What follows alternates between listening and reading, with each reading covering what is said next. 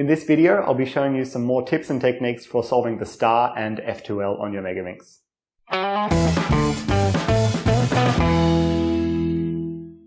Okay, so I'm going to start out with some intermediate tips for solving your star. Now, the star is significantly harder than the cross on the 3x3 for probably two main reasons.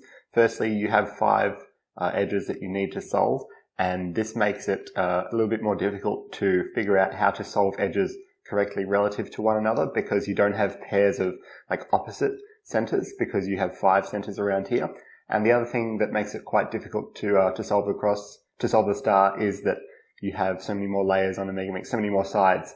So your cross pieces can be, all the way on the bottom side and require multiple moves to actually transfer into the top layer.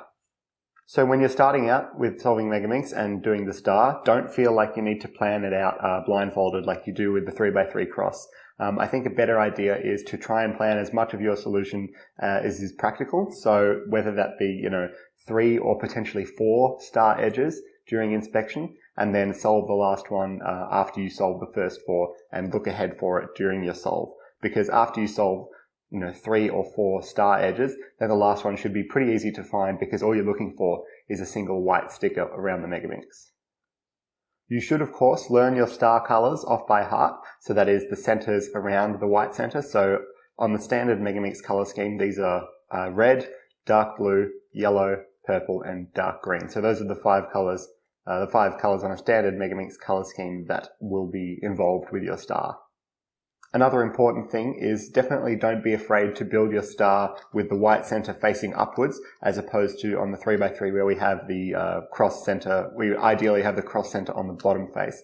This is because basically, even with your white center facing upwards, all you need to do to start looking for kind of your F2L pairs is just do a simple rotation like this. And you can also change between, solving the star on the bottom to solving it on the left, even during your star, because sometimes the solutions will be a little bit lengthy.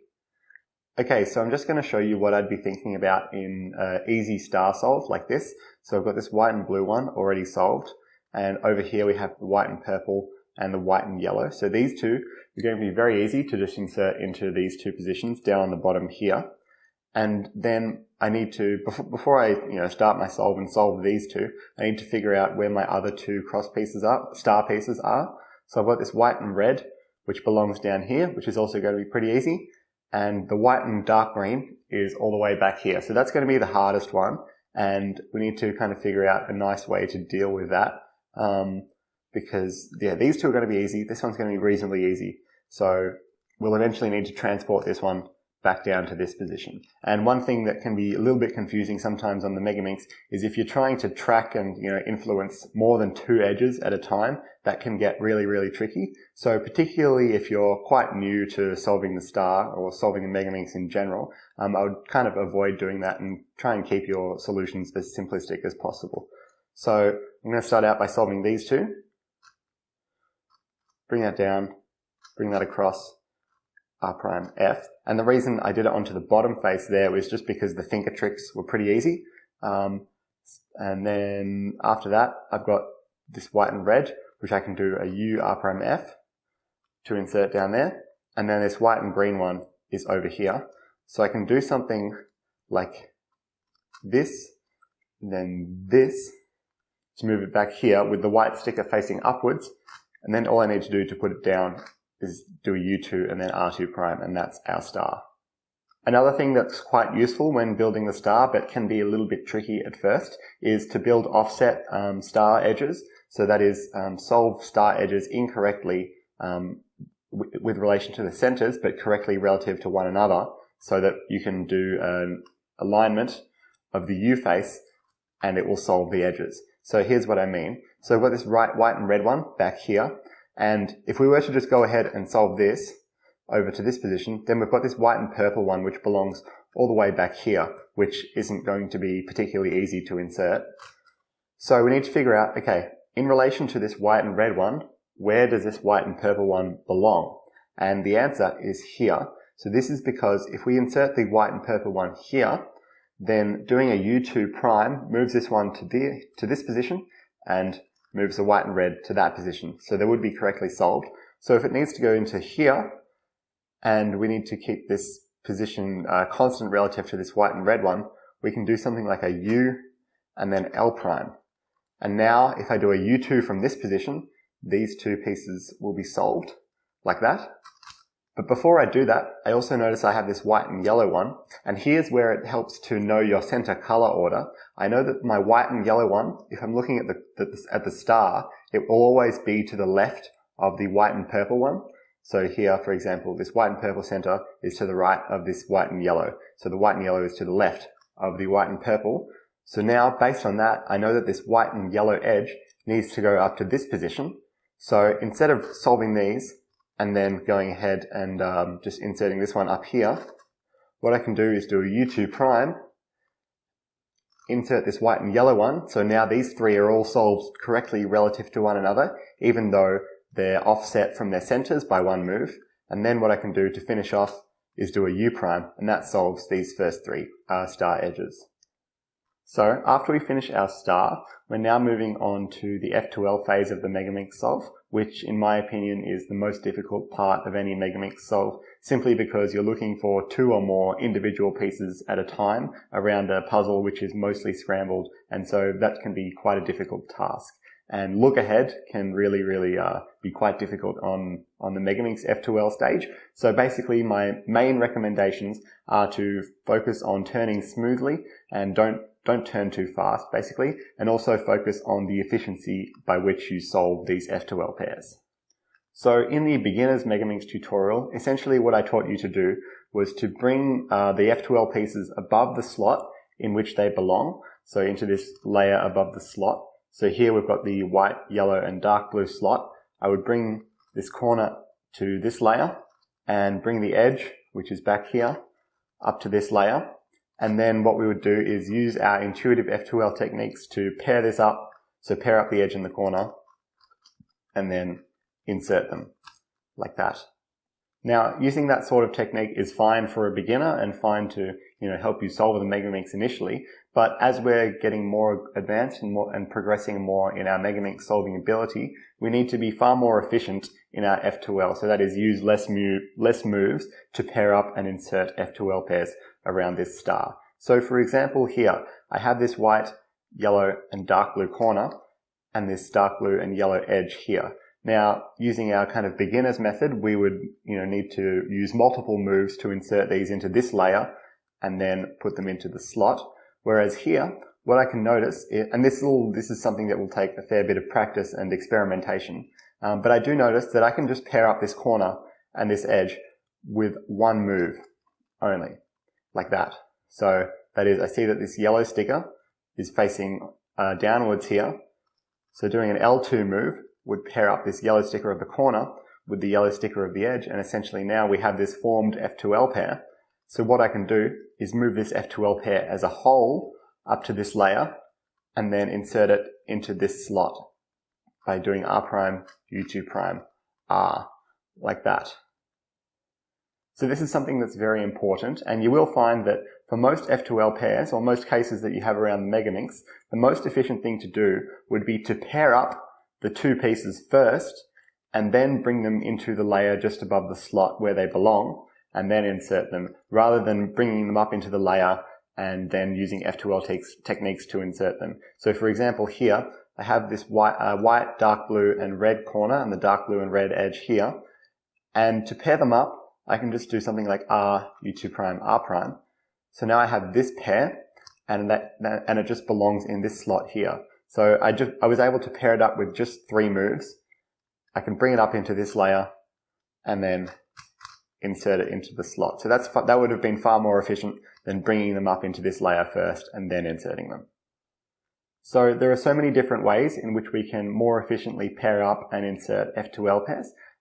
Here's just an example of a case which we have here, whereby we can pair up the F2L pair as well as insert it into this layer above the slot at the same time. So what I can do here, I've got this white, purple, and yellow, and the purple and yellow back here. And what I can do is create an F2L pair in this position. We notice with respect to this layer that these two stickers on top are the same. So in order to create an F2L pair here, what I can do is do R prime to hide the corner down here, U2 prime to bring this edge there, and then do an R. Now I've got this pair in the back left here. So instead of doing something like U2 prime, R, U prime, R prime, what I can do is just do R, U2, R prime, like that.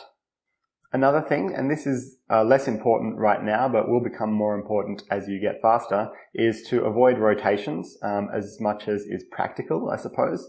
So when you're doing the Megaminx, obviously doing a rotation or a regrip can be a little bit awkward sometimes. And let's say you have a case like this with the white, red, and dark blue F2L pair, and you want to insert it back here, but let's say you've paired them up like this here, and they need to go into this back right slot here. What we can do is do something like U2 prime, bring the slot up to here, so R2 prime, U, R2.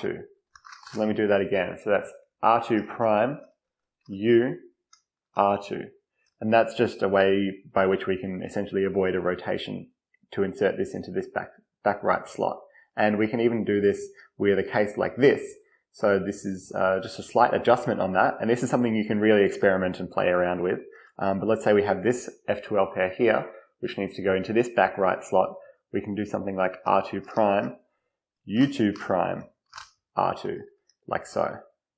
So I'm just going to try and finish off these last two F2L slots in a very efficient manner and just show you how, having a lot more freedom in terms of more sides which we can turn on the Megaminx really helps us solve pieces more efficiently. But I think the best thing to do to improve your efficiency of pairing up F2L pairs is to firstly experiment yourself on the Megaminx, do lots of slow solves and that sort of thing, and really try and, really experiment and try and discover new ways of pairing up F2L pairs.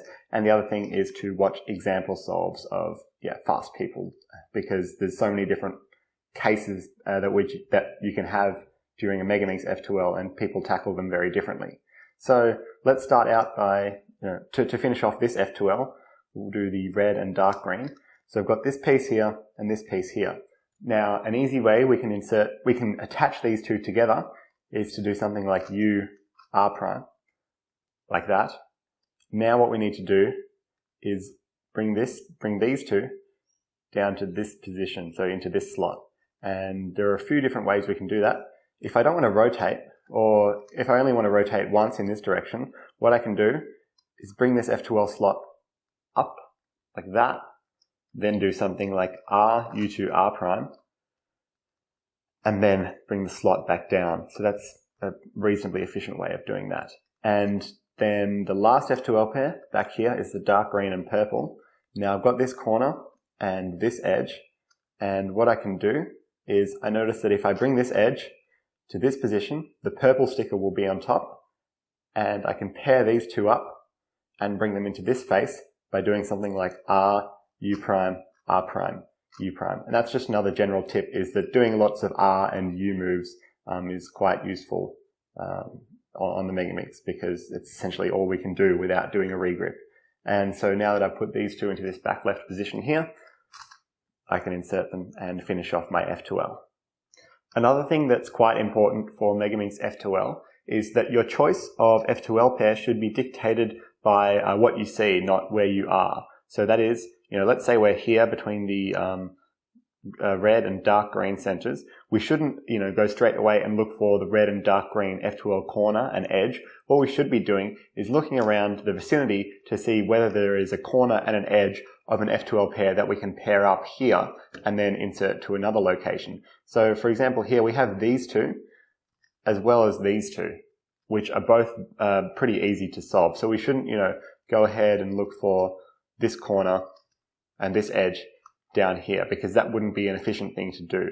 So, here in this situation, I would probably do these two by doing something like R2 prime, U2, R, like that, and then inserting them. So yeah, that's the most important thing, is to do kind of the first thing that you see, or the two F2L pieces that you see in your vicinity, rather than, trying to look around the entire puzzle for things that might be easier or more efficient. Because probably for intermediate solvers, the best thing you can do is just do the first thing that you see, to be perfectly honest.